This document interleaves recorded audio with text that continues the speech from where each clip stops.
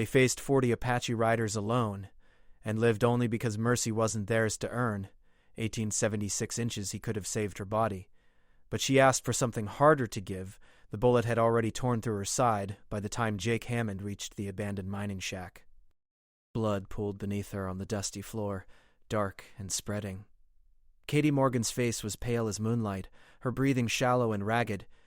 She'd been running from the Dawson gang for 3 days straight, and they'd finally caught up to her in the canyon just after dawn. Jake dropped to his knees beside her, his hands already reaching for the wound. He'd seen plenty of bullet holes in his years as a frontier doctor, and he knew this one was bad. But he'd seen worse survive. He could get her to his clinic in Red Creek if he moved fast. The wagon was right outside. Her hand shot up and grabbed his wrist with surprising strength. Her eyes, green as spring grass, locked onto his with fierce intensity. "Don't," she whispered. "Katie, I need to stop the bleeding. I can save you, but we need to move now." She shook her head, and the movement made her wince. "That's not what I need saving from." Jake's jaw tightened. He'd known Katie since she was 16, when she'd arrived in Red Creek with nothing but a carpet bag and a haunted look. That was 8 years ago. She'd worked at the general store, kept to herself, never caused trouble. Then 6 months back, everything changed. The Dawson gang rolled into town, and their leader, Cole Dawson, took one look at Katie and decided she belonged to him. "The papers," Katie said, her voice barely above a whisper. "In my boot. Left one." Jake pulled off her worn leather boot and found a folded envelope tucked inside. The paper was stained with sweat and dirt. He opened it carefully. Inside were legal documents, deed transfers, and a handwritten letter that made his blood run cold as he read. "My God," he breathed. "My real name is Catherine Addison. Cole Dawson killed my father 2 years ago in Kansas. Took everything we owned, the ranch, the cattle, even the land my family held for 3 generations. He made it look legal, forged papers, bribed judges. I've been tracking him ever since, gathering proof." Her breathing grew more labored. "Those documents prove everything. They'll hang him. Then we get you patched up and we take these to the marshal and—" "Jake," she squeezed his wrist harder. "Listen to me. Cole has 6 men with him. They're coming. They know I have the papers. If they find them, they'll burn everything and disappear into Mexico like they planned. You have to take those documents and run. Get them to Marshal Bennett in Silver Falls. He's honest. He'll act on them. I'm not leaving you to die. I'm already dying." Her voice cracked. "The bullet hit something vital. I can feel it. You know it too. I see it in your eyes." Jake did know it. The wound was too deep, the bleeding too severe. Even if he got her to his clinic, she'd likely die on the table. But there was a chance, however slim. His hands could save her body, maybe buy her a few more days, a few more weeks if luck held. "I can try," he said, his voice rough with emotion. "And if you try, you'll still be here when Cole arrives. He'll kill you and take the papers. Everything I've done, everything I've suffered, it'll mean nothing. My father's murder will go unpunished. Cole will keep destroying lives." Tears streaked down her dirt-stained cheeks. "You can save my body, Jake, maybe. But I'm asking you to save something bigger. Save the truth. Save justice for my father. Save all the people Cole will hurt if he gets away with this." The weight of her words settled on Jake's shoulders like an iron yoke. Outside, the morning sun climbed higher in the sky. Somewhere in the distance, he heard the faint sound of hoofbeats. The Dawson gang was closing in. Katie's hand trembled in his. "Please," she whispered, "let me die for something that matters." Jake looked down at the woman he'd known for 8 years, the woman who'd smiled at him every time he came into the general store, who'd brought him soup when he fell ill last winter, who'd never asked for anything until now. She was asking him to walk away, to let her bleed out alone in this godforsaken shack while he ran to save her legacy instead of her life. Every instinct he had as a doctor screamed against it, but as he looked into her eyes, he saw something that made him hesitate. Peace.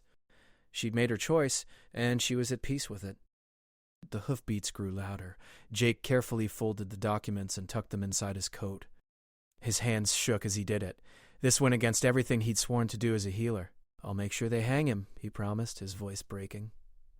Katie smiled, and for a moment she looked almost happy. "Thank you. Tell my story, Jake." "Tell him why?" He wanted to stay, to hold her hand as she passed, but she pushed him weakly toward the door. "Go. Don't let this be for nothing." Jake stood on legs that felt like lead. He took one last look at Katie Morgan, at Catherine Addison, at the bravest woman he'd ever known.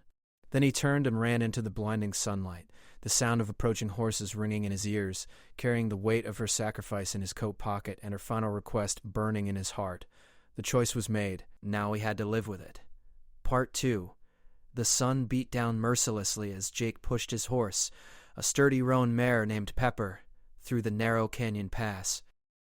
Behind him, the mining shack grew smaller, and with it, any chance of saving Katie's life slipped away like sand through his fingers. His chest felt tight, his throat constricted.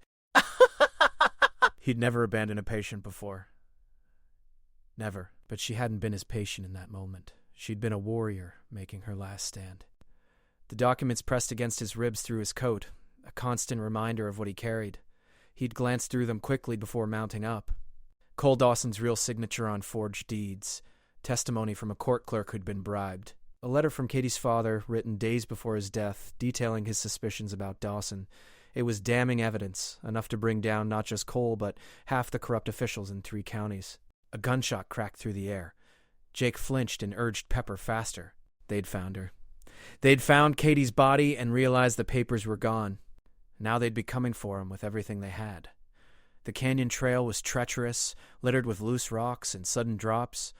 Pepper navigated it with the sure-footedness of a mountain goat, but Jake knew they couldn't maintain this pace forever. Silver Falls was 60 miles northeast. He'd need to stop for water, to rest the horse, to think. Another shot rang out, closer this time. Jake risked a glance over his shoulder and saw them. 4 riders, maybe 5, dark shapes against the bright sky. They were gaining ground. Cole Dawson's men were legendary for their horsemanship and their ruthlessness. The canyon opened onto a wide valley dotted with Joshua trees and scrub brush. No cover, no place to hide. Jake's mind raced through his options. He couldn't outrun them on open ground. Pepper was a good horse, but not a racehorse. He needed an advantage, needed to change the game somehow. A mile ahead, he spotted the old Cartwright homestead, abandoned for 5 years since Drought had driven the family back east.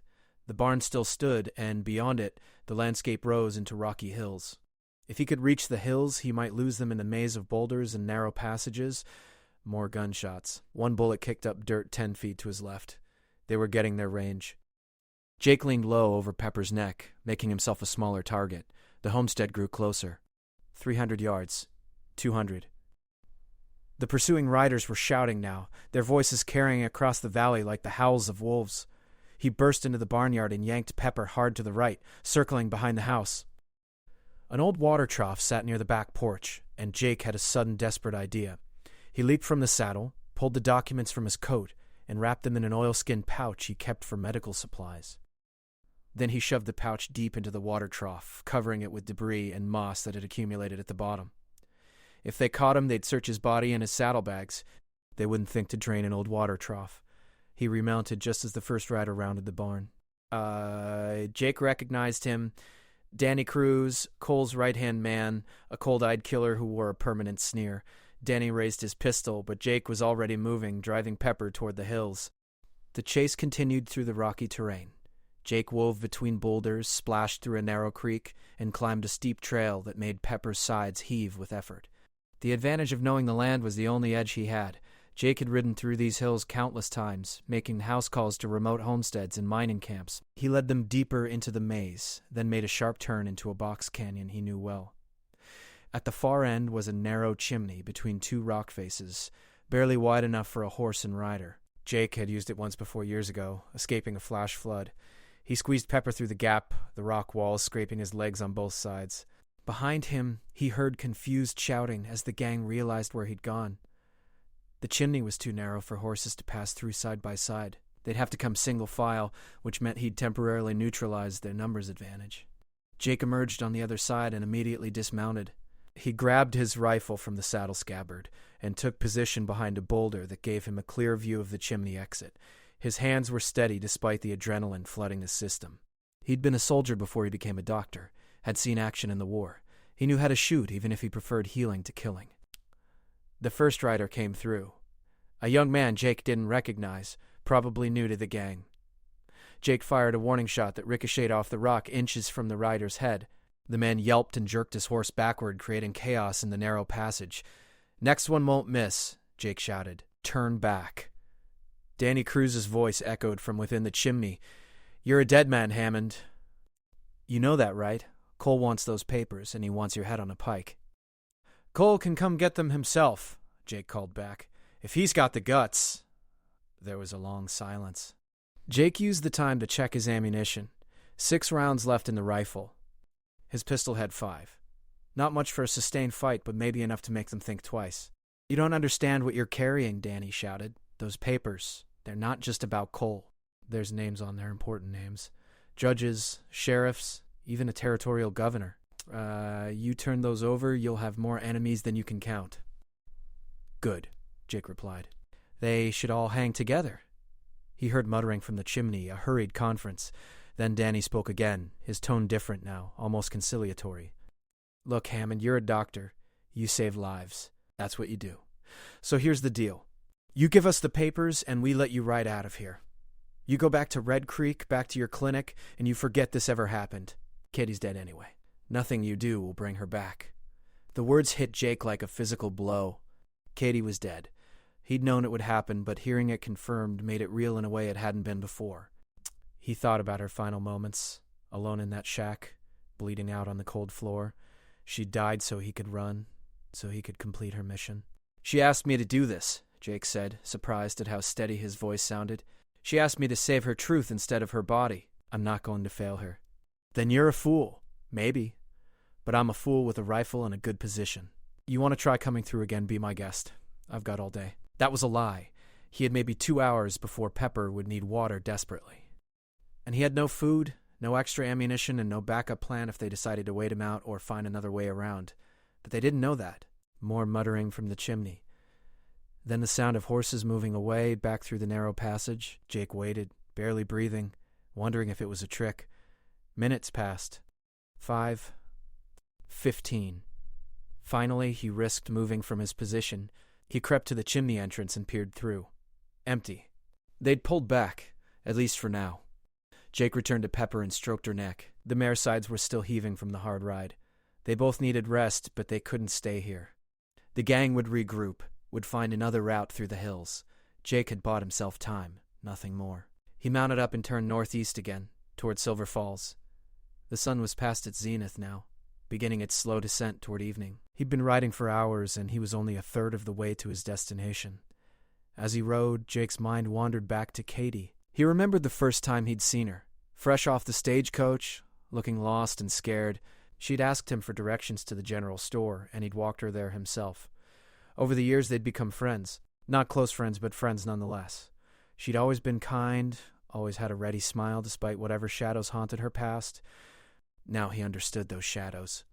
She'd been carrying the weight of her father's murder, the loss of her family's legacy, the burning need for justice, and she'd pursued it alone, never asking for help, never sharing her burden. Until the end. Why had she chosen him? Jake wondered. There were other men in Red Creek, men with faster horses and better guns, but she'd trusted him with her final request, had looked into his eyes and asked him to let her die. The hardest thing anyone had ever asked of him. A hawk circled overhead, riding the thermal currents. Jake watched it for a moment, envying its freedom, its ability to see the whole landscape at once. From up there, the hawk would see Jake as a tiny speck moving across the vast wilderness. It would also see the Dawson gang wherever they were plotting their next move.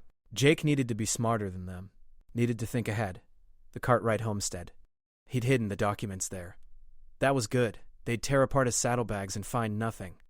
But eventually they'd realize he must have stashed the papers somewhere. They'd backtrack, searching everywhere he'd been. How long before they thought to check the water trough? He needed to retrieve the documents and find a safer hiding place. Or better yet, he needed to get them to Marshal Bennett as quickly as possible, but first he needed to shake his pursuers for good. As the sun dipped lower, painting the sky in shades of orange and purple, Jake Hammond rode on. The weight of Katie's sacrifice pressed on his shoulders, heavier than any burden he'd ever carried. She'd given her life for justice. I know that justice was his responsibility.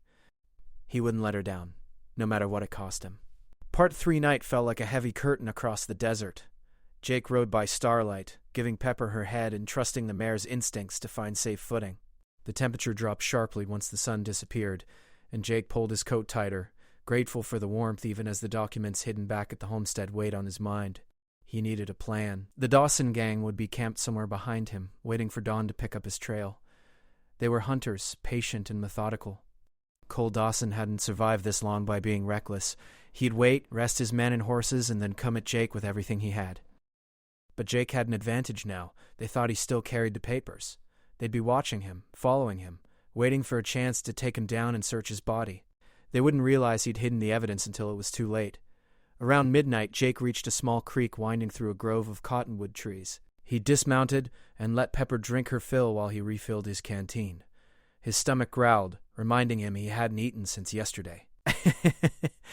He had some jerky in his saddlebag and a handful of dried apricots. Not much, but it would have to do. As he chewed the tough jerky, Jake planned his next move. He couldn't go back to the Cartwright place directly. The gang would be watching it. But he couldn't leave the documents there indefinitely either. Someone else might find them, or the elements might destroy them. He needed help.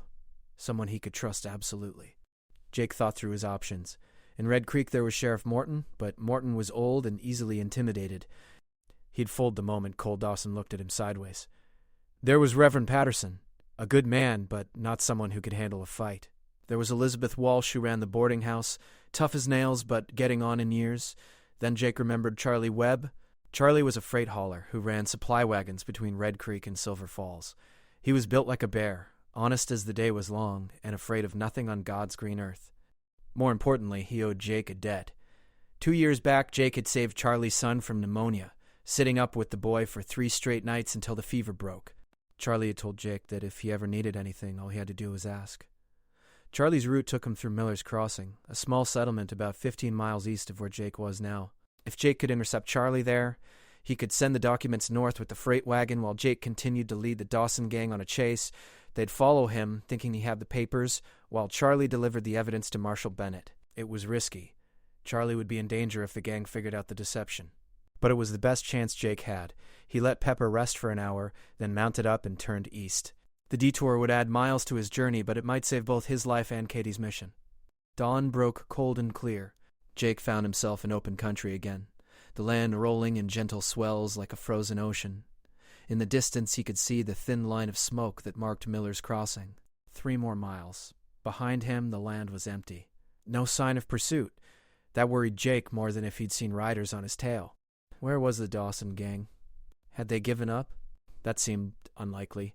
More probable was that they'd split up, some tracking him while others circled ahead to cut him off. Jake approached Miller's Crossing carefully, scanning the handful of buildings for any sign of trouble. The settlement was barely worthy of the name.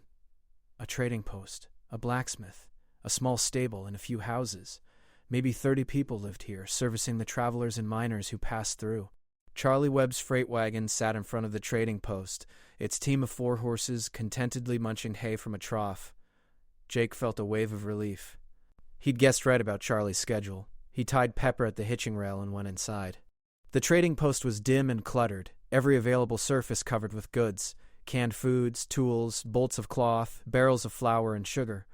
Charlie stood at the counter going over an invoice with the proprietor, a thin man named Simmons. "Jake Hammond," Charlie boomed when he saw him. "What brings you out this way?" "Someone in Miller's Crossing need doctoring?" "Need to talk to you, Charlie. In private." Something in Jake's tone made Charlie's smile fade. He nodded, made his excuses to Simmons, and followed Jake outside, a building, out of earshot. "What's wrong?" Charlie asked. Jake told him everything. Katie's death, the documents, the chase, his plan to hide the evidence and lead the gang away while Charlie transported it north. He spoke quickly and quietly, watching the street for any sign of danger. Charlie listened without interrupting, his broad face growing more serious with each detail. When Jake finished, Charlie was quiet for a long moment. "That's asking a lot," he finally said. "I've got a wife and 3 kids, Jake. Cole Dawson finds out I helped you, he'll come for my family." "I know. I wouldn't ask if there was any other way. But you did save my boy's life." Charlie rubbed his jaw thoughtfully. "And what you're describing, what Katie did, that takes real courage. Seems wrong to let her sacrifice mean nothing. I can't force you, Charlie. If you say no, I'll understand." Charlie looked at the mountains in the distance, at the rising sun, at his wagon loaded with supplies. Then he looked back at Jake. "Where are these papers now?" "Hidden at the old Cartwright place, in the water trough behind the house." That's 30 miles back the way you came. I know. The gang will have men watching that area. I know that too. Charlie grinned suddenly, a fierce expression that reminded Jake why Charlie had once been a bare-knuckle fighter in San Francisco. Then we'll need to be smart about it. I've got a delivery to make at the Hastings Ranch, which happens to be 5 miles from the Cartwright place. I'll swing by, pick up your package, and keep on my route like nothing happened. They'll be watching for you, not for a freight wagon. It could work, Jake said slowly. But Charlie, if anything goes wrong, then I'll deal with it. I'm not some soft shopkeeper, Jake. I can handle myself. He clapped Jake on the shoulder. You just keep those bastards busy. Give me time to get clear. They worked out the details. Charlie would leave within the hour, taking a roundabout route that would look natural for his delivery schedule. Jake would head northwest, away from the Cartwright place, making sure the Dawson gang saw him and followed. In 3 days, Charlie would reach Silver Falls and deliver the documents to Marshal Bennett. As they talked, a rider appeared at the far end of the street. Jake's hand instinctively moved toward his pistol, but he forced himself to relax. Just a cowboy, probably, or a miner heading to the trading post. But then the rider turned his horse and rode back the way he'd come, moving fast. Scout, Charlie said quietly. They've found you, Jake cursed under his breath. I need to go. Now. Give me 2 hours, Charlie said. 2 hours to get clear of here before you lead them in my direction. You've got it. They shook hands, and Jake saw the worry in Charlie's eyes despite his brave words. This was dangerous for both of them, and they both knew it. But sometimes danger was the price of doing what was right. Jake mounted Pepper and rode out of Miller's Crossing at a casual pace, not wanting to show panic. Once he was a mile out, he urged the mare into a steady lope, heading northwest as planned. He didn't have to wait long. Within an hour, he spotted riders behind him, 3 of them keeping their distance but clearly following. They wanted to see where he'd go, wanted to catch him when he was tired and vulnerable. Jake smiled grimly. He'd give them a chase they wouldn't forget. He led them through rough country, across dry washes and up rocky slopes. He pushed Pepper hard, but not too hard, always staying just ahead of his pursuers. He wanted them focused on him, wanted them so intent on the chase that they forgot about everything else. Around noon, he spotted more riders ahead, cutting across his path. The gang had split up after all, trying to box him in. Jake counted 4 men blocking his way north. With the 3 behind him, that made 7. Probably the whole gang minus Cole Dawson himself. Where was Cole? Jake didn't have time to wonder. He turned Pepper sharply east, toward a Badlands area he'd passed through once before. The terrain was treacherous, twisted rock formations, hidden crevasses, and sudden drop-offs. But it was also a maze, where a single rider who knew the paths could lose a larger group. The chase intensified. Bullets whined past Jake's head. One grazed Pepper's flank, and the mare squealed but kept running. Jake felt rage building in his chest. These men had killed Katie. They chased her for days, shot her down like an animal, and now they were trying to do the same to him. But Jake wasn't Katie. He wasn't running because he was cornered. He was running to give Charlie Webb time to complete the mission. He plunged into the Badlands, ducking under a stone arch and weaving between pillars of red rock. Behind him, the gang followed, their horses struggling in the difficult terrain. One rider got too close to a crevasse and his horse shied, nearly throwing him. Jake used every trick he knew. He backtracked, climbed rocky slopes that looked impassable, and squeezed through gaps so narrow his stirrups scraped the walls. Slowly, gradually, he began to lose them. By mid-afternoon, Jake found himself alone on a high mesa overlooking miles of empty desert. He'd shaken the pursuit, at least temporarily. Pepper was exhausted, her coat dark with sweat.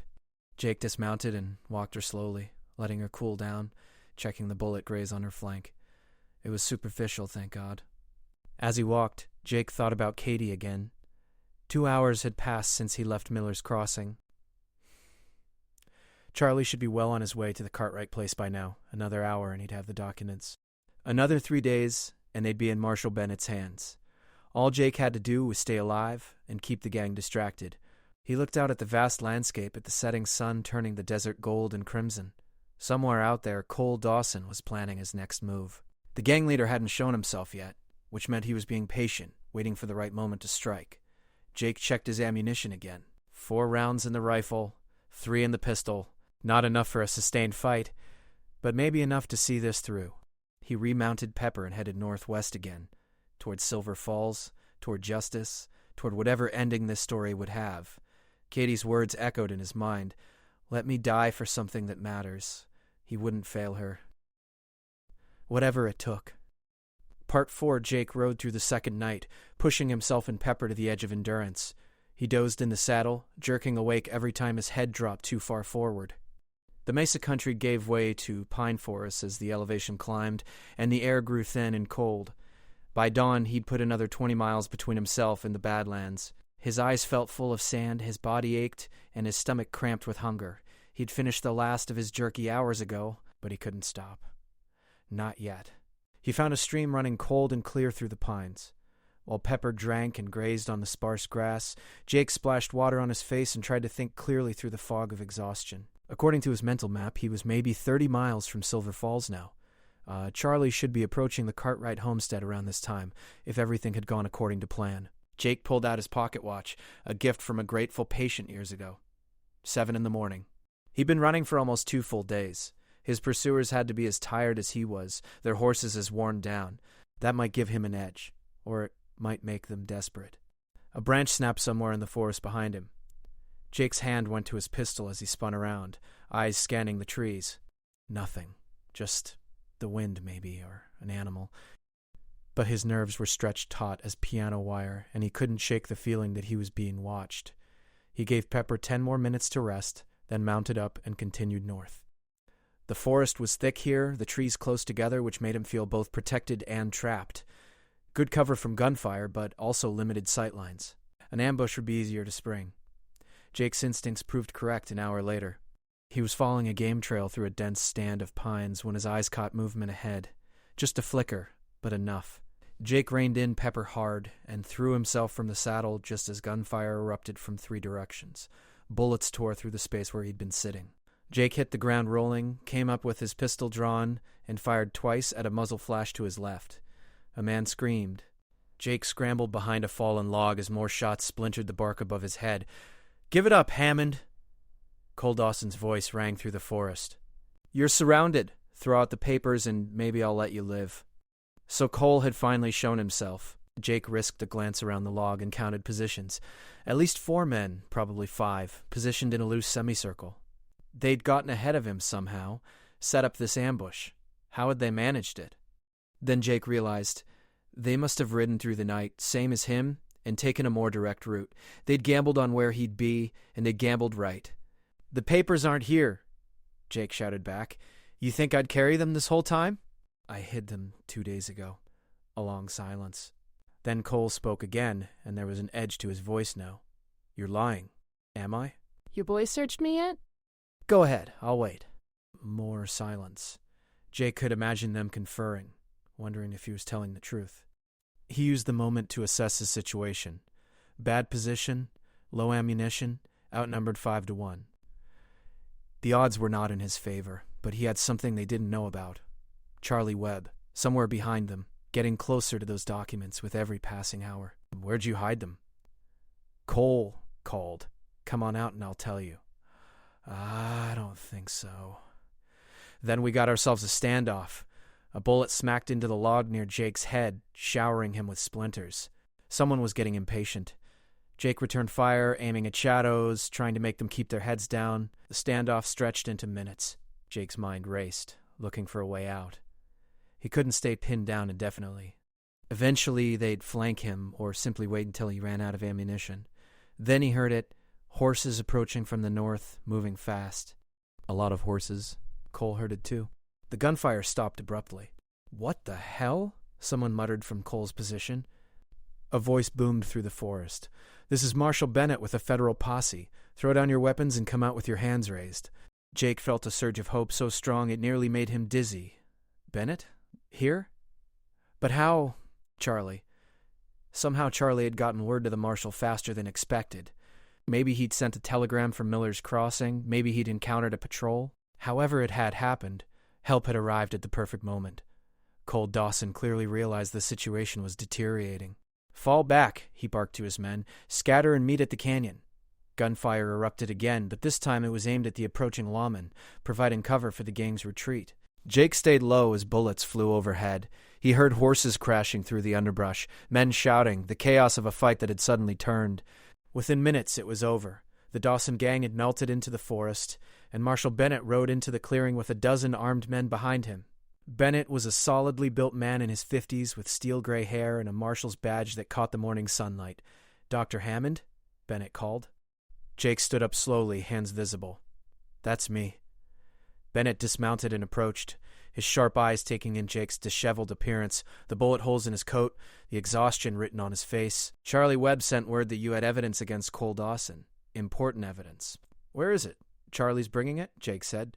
"Should be at the Cartwright homestead by now, picking it up." Bennett frowned. "We just came from that direction. Didn't see any freight wagon." A cold knot formed in Jake's stomach. "What?"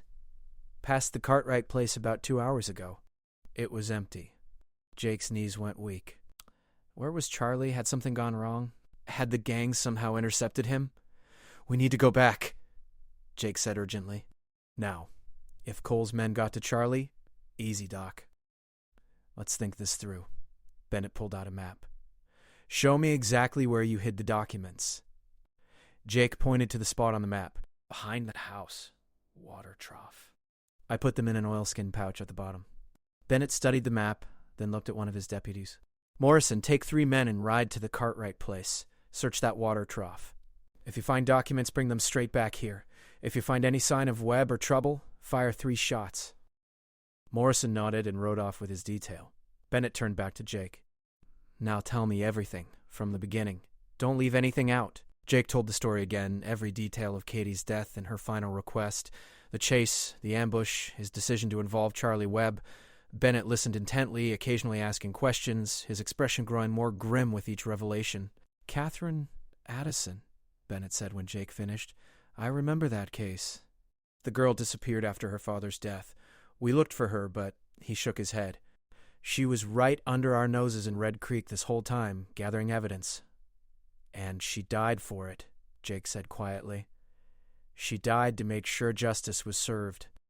That's more than most people ever do." Bennett looked at Jake with new respect, and you honored her wishes, even though it went against everything you are as a doctor. "That took real strength, Hammond." "It doesn't feel like strength. It feels like I let her down." "You didn't. You 3 gunshots echoed from the south," Morrison signaled. Bennett's expression darkened. "Mount up," he ordered his men. "Something's wrong." They rode hard toward the Cartwright homestead, Jake's exhausted pepper somehow finding the energy to keep pace with the posse horses. Jake's mind filled with terrible scenarios. Charlie ambushed, the documents destroyed, Katie's sacrifice rendered meaningless.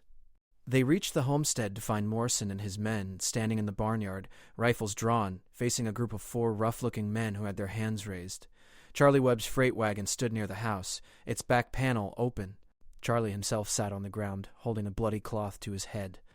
But he was conscious and alert. When he saw Jake, he grinned. "Took you long enough," Charlie said. "These fellas were just explaining why they wanted to search my wagon without proper legal authority." "The documents?" Jake asked, hardly daring to hope. Charlie patted his coat. "Safe and sound. Got there just fine, picked them up exactly where you said. Was heading north when these gentlemen intercepted me about 10 miles back."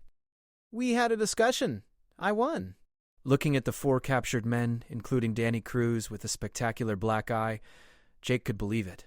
Charlie might haul freight for a living, but he clearly hadn't forgotten how to fight. Bennett approached the prisoners. "Danny Cruz, I've been looking for you for 2 years. Murder, robbery, extortion. You're going to hang. Cole Dawson's still out there," Danny spat. "You'll never catch him." "Maybe not today," Bennett said calmly.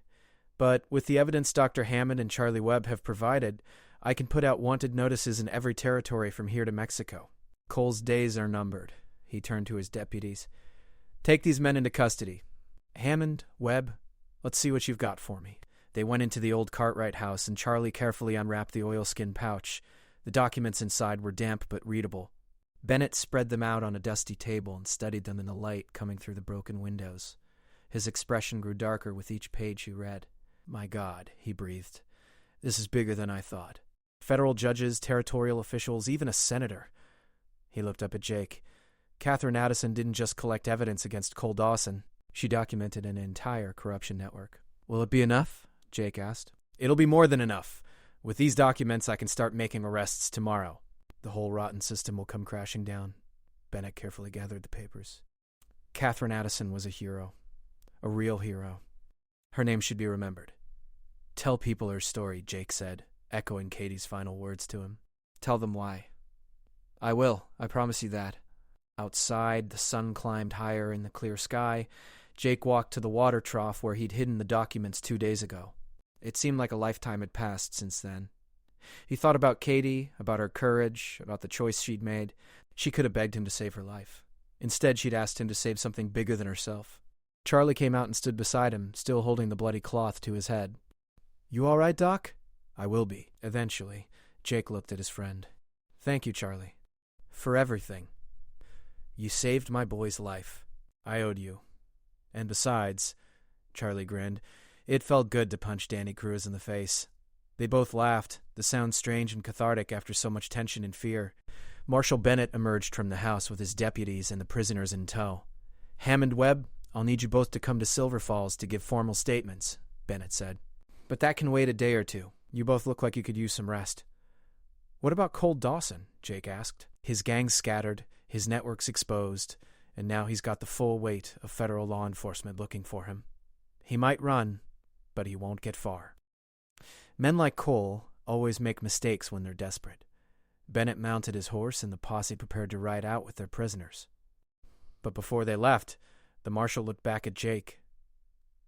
Catherine Addison asked something hard of you, Doctor. Harder than saving her life would have been. You honored her request, and because of that, dozens of innocent people will get justice. You should be proud. Jake watched them ride away, heading north toward Silver Falls and the justice Katie had died to ensure. He felt empty and exhausted, but also something else, a kind of peace, fragile and new. Come on, Charlie said, clapping him on the shoulder. Let's get you some food and a real bed. You look like death warmed over. That's fitting, Jake said quietly. I feel like I've been to death and back. They walked to Charlie's wagon together, two tired men who'd done what needed doing no matter the cost. Part 5. 3 weeks later, Jake Hammond stood in the Red Creek Cemetery on a mild afternoon, watching the stonemason chisel the last letters into a new headstone. The stone was simple granite, but the words carved into it would last forever. Catherine Marie Addison, 1841-1874, hero of truth and justice, she chose to save others instead of herself. Beside Jake stood Marshal Bennett, who'd ridden down from Silver Falls specifically for this occasion. Behind them, a small crowd had gathered. Charlie Webb and his family, Reverend Patterson, Elizabeth Walsh from the boarding house, and a dozen other Red Creek residents who'd known Katie as the quiet woman from the general store. 32 arrests so far, Bennett said quietly. 2 federal judges, 5 sheriffs, a dozen deputies, and various other officials, all on charges ranging from bribery to conspiracy to murder. The territorial governor has already resigned. This thing is even bigger than we thought. And Cole Dawson? Jake asked. Still in the wind? But we've got eyes everywhere. He can't hide forever. Bennett paused. We found his ranch in Kansas. Found evidence there, too. More forged documents, stolen property. Catherine's father wasn't his only victim. We've identified at least 15 other families Dawson defrauded over the years. Jake felt a mixture of satisfaction and sadness. Katie's sacrifice had accomplished so much, but she wasn't here to see it. She'd never know how many lives she'd saved, how much justice she'd brought into the world. The stonemason finished his work and stepped back. Reverend Patterson moved forward and said a few words, simple and heartfelt, about courage and sacrifice. Then he invited anyone who wanted to speak to come forward. Jake found himself walking up to the grave. He hadn't planned to speak, but suddenly he needed to. He looked at the assembled crowd, at the faces of people who'd seen Katie almost every day but never known her true story.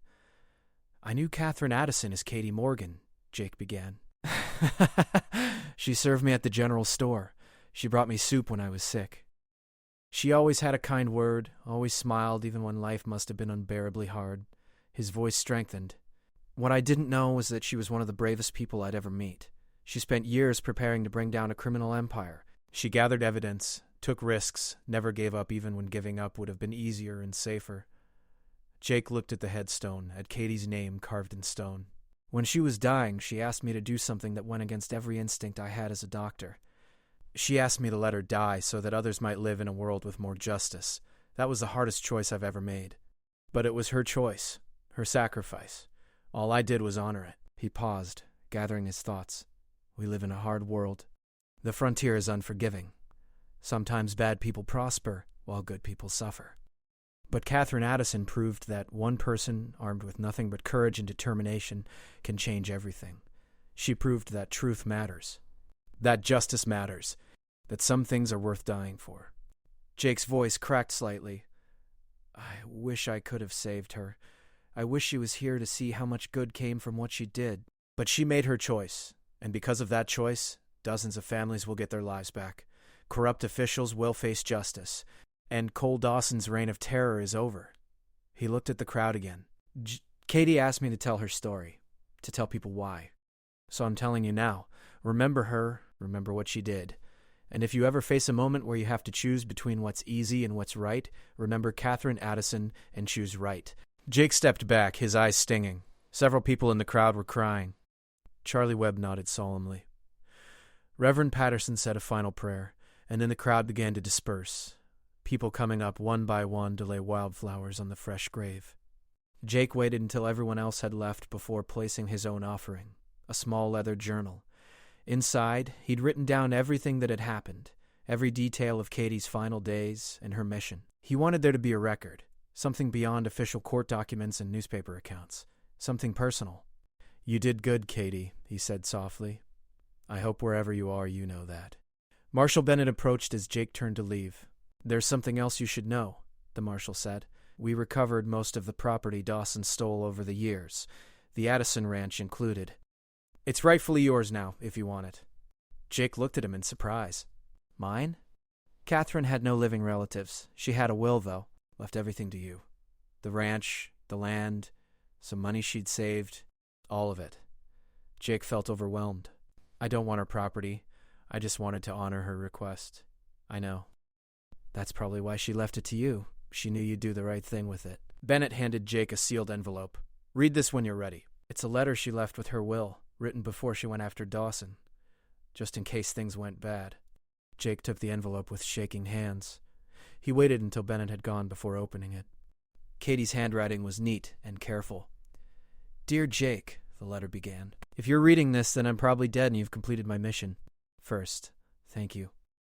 I know what I asked of you was unfair and hard, but I also knew you were strong enough to do it. Second, I want you to have my family's ranch. Not as payment, but because I trust you to do something good with it. Maybe turn it into a place where people can heal. Maybe use it to help others the way you've helped so many as a doctor. Whatever you choose, I know it'll be right. I've thought a lot about life and death these past few years, about what matters and what doesn't. I've decided that how we die is less important than why we die. I'm dying for justice, for truth, for all the people my father would have wanted to help. That gives my death meaning, and that makes it worthwhile. Don't feel guilty for not saving me. You did save me, just in a different way. You saved what mattered most.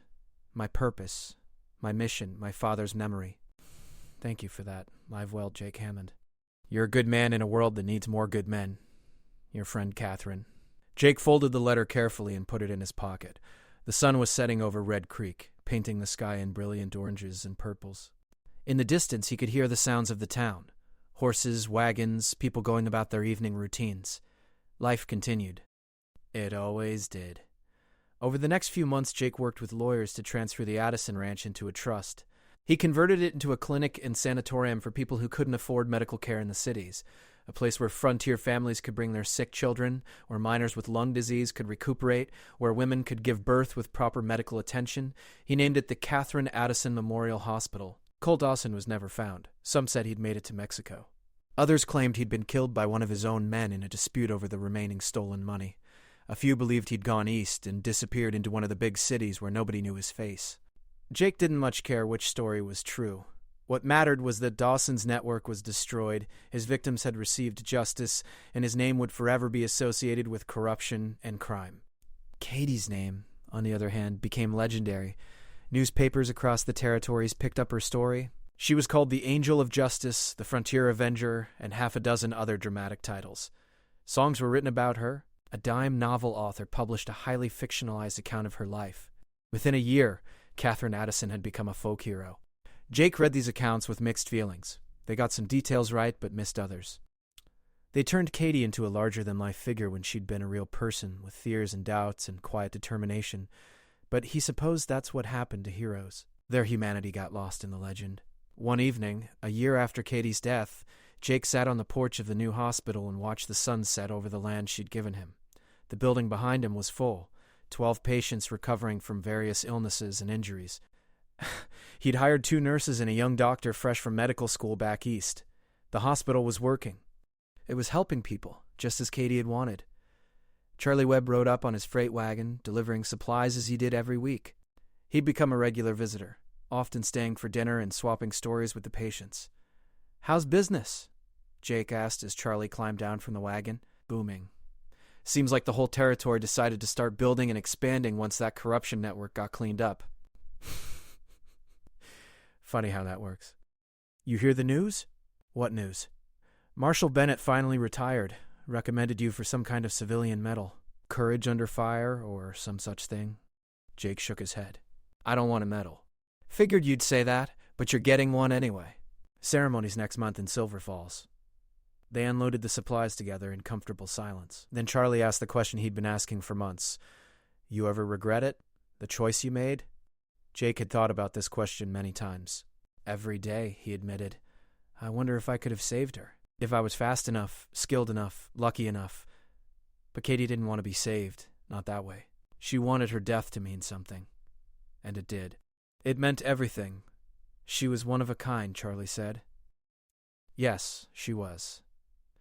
As darkness fell, Jake went inside to check on his patients. There was a miner with a broken leg, a young mother recovering from childbirth, a child with scarlet fever who was finally turning the corner toward health. Each one of them was alive and healing because Katie had given her life for justice, because that justice had led to this hospital, because her sacrifice continued to ripple outward in ways large and small. Jake paused by the window of the children's ward and looked up at the stars. Somewhere up there, he liked to think, Katie was watching. Seeing the good that came from her courage, understanding that she hadn't died in vain. "I kept my promise," Jake whispered to the night. "I told your story. People remember why. And I'll keep telling it for as long as I live." The stars sparkled silently, offering no answer. But Jake didn't need an answer. He knew in his heart that he'd made the right choice, the hard choice, the choice Katie had needed him to make. She'd asked him to save something harder than her body, her purpose, her truth, her legacy. And he had. That was enough. Jake turned from the window and went back to his patients, back to the work of healing, back to the life Katie's sacrifice had made possible. Behind him, the Catherine Addison Memorial Hospital stood as a monument not just to one woman's courage, but to the power of choosing principle over comfort, justice over safety, meaning over mere survival. Katie had asked for something hard to give. Jake had given it, and in doing so, he'd helped change the world.